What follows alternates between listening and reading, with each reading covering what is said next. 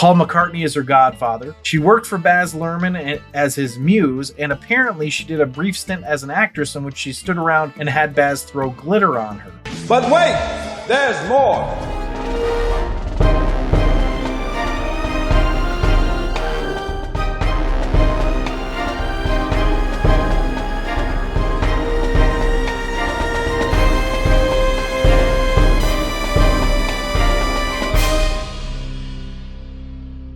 Welcome back to another episode of The Rank. I'm John, and today we're going to be doing another episode in my The Good Place rewatch / watch along and ranking. If you're enjoying those episodes, or if you're just a fan of The Good Place and enjoy consuming content about it, please subscribe and or follow, like the episodes, comment, give us suggestions, whatever, email your thoughts to the show. Please also consider becoming a patron on our Patreon page at patreon.com/TheRankPodcast. Now today we're ranking the second episode of the third season of The Good Place, titled The Brainy Bunch, written by Dan Schofield and directed by Jude Wang. So here's your spoiler warning. There's going to be spoilers. This has been out for a while. Watch it on Netflix if you want to watch it. If you don't care about spoilers, let's roll on to the potent notables. So this episode aired Thursday, October 4th, 2018, and went from 3.134 million viewers to 2.958 million viewers.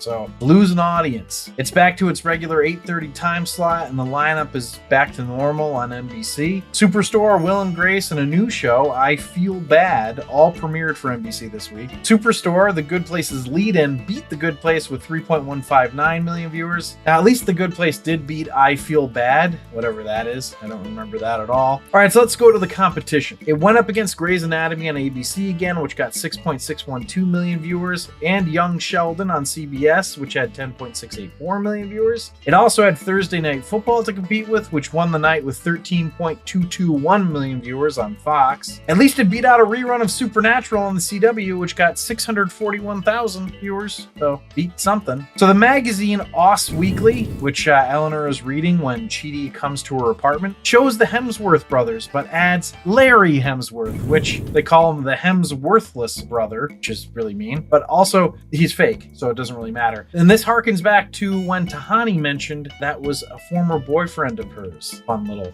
bit there. So for our last potent notable, and I don't know, you guys should let me know if you like that I do this. I enjoy this tracking of Tahani's name dropping. So we have some more. Yay. She does love a name drop. So she apparently once played a drinking game with Ryan Reynolds and Blake Lively at their macrobiotic farm. That was the name drop for this episode. Now, just to recap, she had at least Bono, Taika Waititi, Anna Hay, The Edge, The Queen, The Rock, Tom York, Tilda Swinton, Tiger Woods, Tim Cook, Tim Gunn, and Tom Brady in her contacts list on her phone. Malcolm Gladwell and Cormac McCarthy wrote blurbs for her book. She donated all her clothes to Goodwill, which is what she called Prince William, since he married a commoner. Deepak Chopra and will.i.am were special guests on a cruise for her book.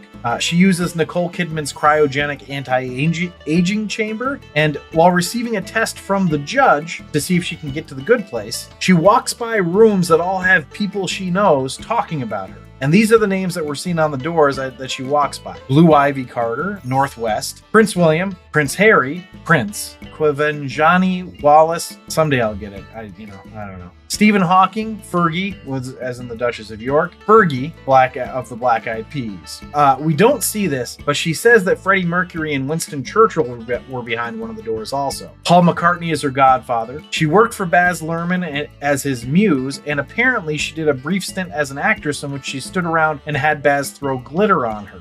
But wait, there's more. She says that she's gotten pretty good at lying because of hanging out with Johnny Depp, presumably spending time with him in his bird sanctuary, as she says that she's been there. She, as a fake demon, says she shoved hot dogs down John Wayne's throat. And Tahani's robot, in The Bad Place, says she's been to Elon Musk's underwater mansion, and naturally the real Tahani says she actually has been there. She mentions that Kira Sedgwick is a dear friend. She saw a waiter give the wrong tea to Russell Crowe, and she went paragliding with Pippa Middleton in Gibraltar. She said that she was on James Franco's ironic trolley. She's dated a Hemsworth brother, as we just talked about. Of course, it was a fake one named Larry, but she's hidden from Javier Bardem in Vanessa Redgrave's Panic Room. She's snogged Ryan Gosling multiple times. She mediated conflict between her friends Scary Sport Posh and Baby, the Spice Girls, and Desmond Tutu. She has a lifelong friendship with Barry Diller that started from Trust Falls, gave Mark Zuckerberg advice about being good enough so that he would let Eduardo Saverin go. Also, she was the reason that Mark dropped the from Facebook. She's good friends with Taylor Swift, friends with Kanye, and best friends with Beyonce. Princess Diana and Maggie Smith are her godmothers. Malala Yousafzai and Kylie Minogue wrote the foreword for her diary, and she had Princess Stephanie of Monaco and Posh and Becks, Victoria and David Beckham, at her 2006 fundraiser for stem cell research in Barcelona. What a mouthful.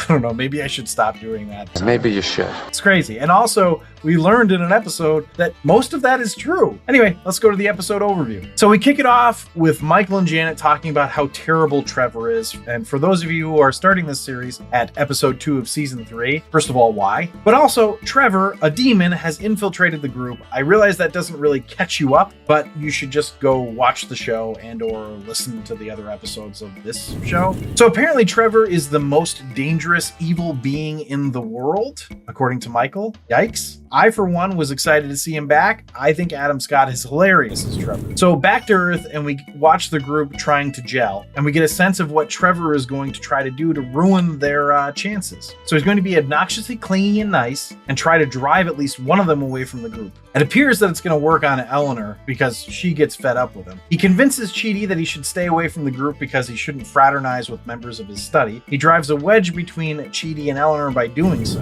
Then he gets Tahani and Jason drunk, the idea being that they would sleep together, and I guess then she would be embarrassed and leave, I suppose. All of this is happening, by the way, at the Cowboy Skyscraper Buffet, which is an American-themed restaurant where you're given a gun for when your table's ready. It goes off when your table's ready. It's just a lot of great jokes making fun of America with this restaurant. I loved it. So Michael and Janet go to Earth to try to stop Trevor, seemingly to no avail, but it makes for a lot of fun and funny moments. Janet trying to conjure things, but she can't, and proceeding to complain about being on Earth was a lot of fun, but Ted Danson just continues to be amazing. We get a great bit between him and Trevor where Trevor is making fun of what Michael's wearing, and he says to Michael, "Hey, Dick Tracy called, and he said you're a butt face and he's plowing your mom," which was funny, but then Michael ends up using this Dick Tracy called bit for the rest of the episode, trying to get back at Trevor. The aftermath of the dinner is that Jason helps Tahani get home, but doesn't sleep with her. Also, he ends up forgetting where he lives and sleeping in a dumpster because he's Jason. Chidi doesn't sleep at all because he can't stop thinking about how he's wrongfully influencing his study. Eleanor doesn't show up for class and is considering giving up, but Simone convinces Chidi to go talk her into staying, and he does. So ultimately, Trevor failed. But will he keep failing? Because this is just one day. Michael, Janet, and Trevor are arguing this very point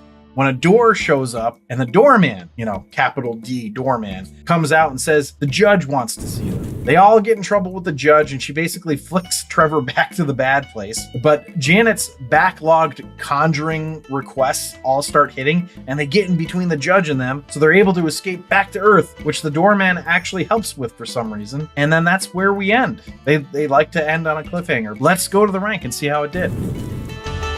Oh, rank. So the rank is where I rank the episode based on 5 categories: story, acting, dialogue, episode coherence, and character relatability. We rank it on a scale of 1 to 5, 1 being the worst, 5 being the best. Then I add a laugh counter, which is where I tally up the amount of times the episode made me laugh out loud. 1 point per laugh, and that gets added to the score. First category is story, which I gave a 5.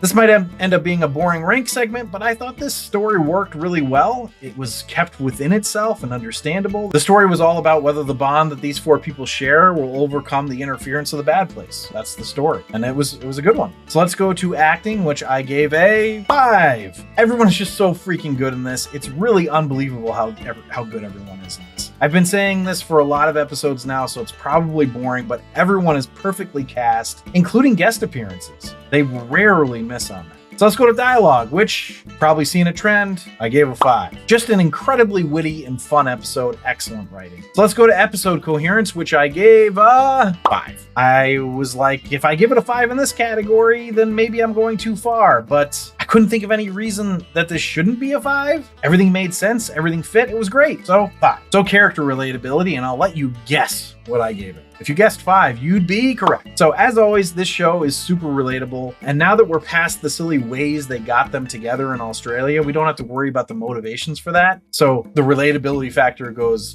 sort of right back up. We're back to just normal. Would I be annoyed with Trevor? Hell yes. You might say, why didn't the others get bothered by him? Isn't that a little unrelatable? Well, he was really just honing in on Eleanor, so the others weren't experiencing it like her, so I still think it works. I'm not going to go through every character, but everyone works. It was excellent. So that leaves us with the laugh counter. So how many times did it make me laugh? 18. A pretty high score. So this episode altogether, the total is a 43, which puts it directly into the meaning of life.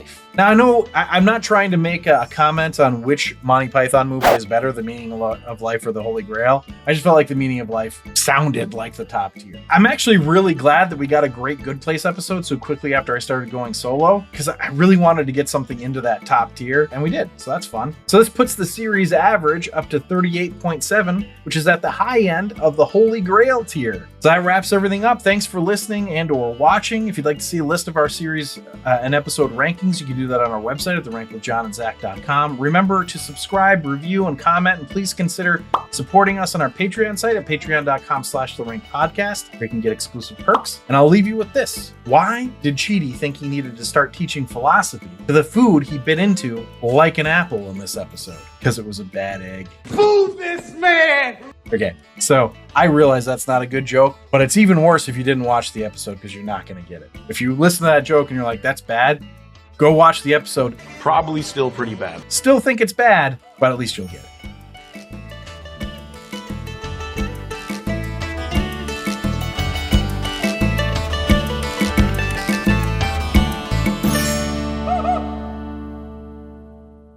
It seemed funny when I wrote it, but then I said it and it was not funny. Yes, that happens often.